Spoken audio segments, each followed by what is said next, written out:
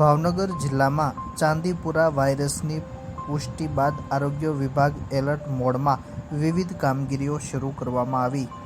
ભાવનગર જિલ્લાના વલભીપુર તાલુકાના મેલાણા ગામમાં ચાંદીપુરા વાયરસની પુષ્ટિ બાદ સમગ્ર આરોગ્ય તંત્ર એલર્ટ મોડમાં આવી ગયું છે.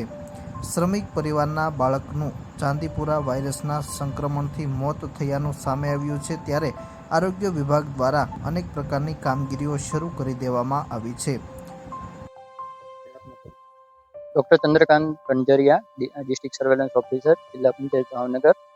હાલ મેલાણા ગામમાં એક ચાંદીપુરાનો કેસ અમને પોઝિટિવ મળી આવેલ છે, જે અંતર્ગત આરોગ્યની ટીમ દ્વારા રેપિડ રિસ્પોન્સ ટીમની કામગીરી એટલે કે સ્પેશિયાલિસ્ટ જેઓ સર્ટી હોસ્પિટલમાંથી પણ અવેલેબલ રહેશે. ઉપરાંત ICMR પોંડિચેરી અને ICMR ચેન્નાઈની ટીમો પણ અહીંયા અવેલેબલ છે. જે અંતર્ગત અમે જે જંતુથી વેક્ટરથી રોગ થાય છે એ વેક્ટરને પકડી અને એનું એનાલિસિસ પણ કરવાના છીએ. ઉપરાંત જે પણ બાળકોને તાવના કેસો, જે પણ બાળકોને તાવ હશે એ બાળકોના સેમ્પલ લઈ અને એના માટે પણ અમે ગાંધીનગર ખાતે એના રિપોર્ટ મોકલી અને એ પણ પરિણામ અમે જોઈશું. ઉપરાંત અમારી ટીમ દ્વારા મેડિકલ કેમ્પ પણ ગોઠવવામાં આવેલ છે અને 14 દિવસ સુધી આ કામગીરી કરવામાં આવશે. તેમજ આજુબાજુના 50 ઘરોમાં ઇન્ડોર રેસ્પિરેટરી સ્પ્રે કરી અને વેક્ટર કંટ્રોલ ટીમની કામગીરી કરીશું.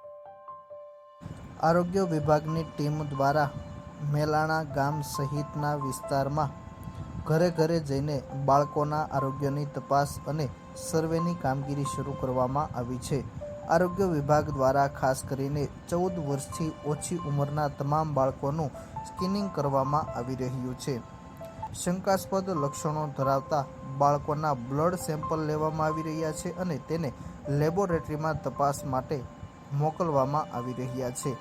ચાંદીપુરા વાયરસના સંક્રમણ સાથે સંકળાયેલી રેતીમાં રહેતી માખીઓના સેમ્પલ પણ એકત્ર કરીને લેબમાં તપાસ માટે મોકલવામાં આવી રહ્યા છે.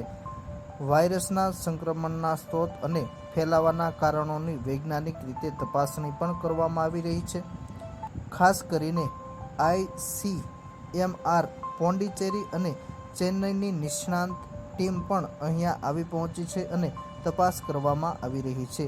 નિષ્ણાંતો દ્વારા આરોગ્ય વિભાગ સાથે સંકલન કરી જરૂરી માર્ગદર્શન આપવામાં આવી રહ્યું છે. ડિસ્ટ્રિક્ટ સર્વેલન્સ ઓફિસરના જણાવ્યા મુજબ અંદાજિત 14 દિવસ જેટલા સમયગાળા દરમિયાન આ કામગીરી કરવામાં આવશે અને જેમાં આરોગ્ય કેમ્પનું પણ આયોજન કરવામાં આવ્યું છે. ખાસ કરીને આ રોગનો ફેલાવો કેવી રીતે થાય છે તેના માટે પણ તપાસ કરવામાં આવી રહી છે. તાવના કેસ જણાઈ આવે તો તેવા બાળકોના પણ સેમ્પલ લઈને તપાસ માટે લેબોરેટરીમાં મોકલવામાં આવી રહ્યા છે.